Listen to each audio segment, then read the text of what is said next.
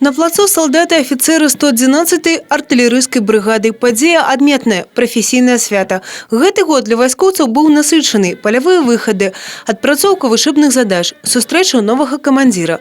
На ўзбраенні 111-й зараз находится сучасная боевая техника, а сами артиллеристы заўсёды готовы до выканання задач, накіраваных на захаванне бяспекі краіны. Мы находимся на хорошем счету. Наши военнослужащие показали высокие профессиональные навыки, знания, подготовку. Наша бригада участвовала в этом году в очень многих мероприятиях и показала высокие результаты, в том числе как офицеры, прапорщики, так и солдаты, сержанты. Сярод пачэсных гасцей прадстаўнікі камандавання брэсцкага гарнізона, ветэраны, прадстаўнікі духавенства. Момант урачысты і знакавы, перадача харугві.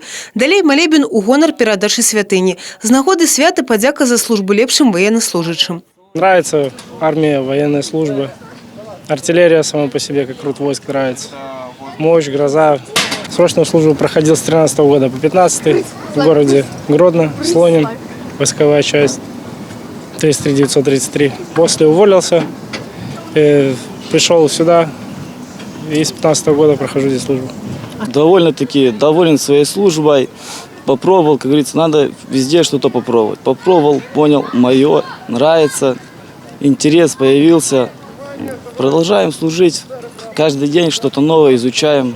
Насычаным плануецца наступны год. Палявы выхад у Осіповіча і удзел у двухбаковых беларуска-расійскіх вучэннях. Евгений Мороз, Сергей Матвейчук, телерадиокомпания «Брест».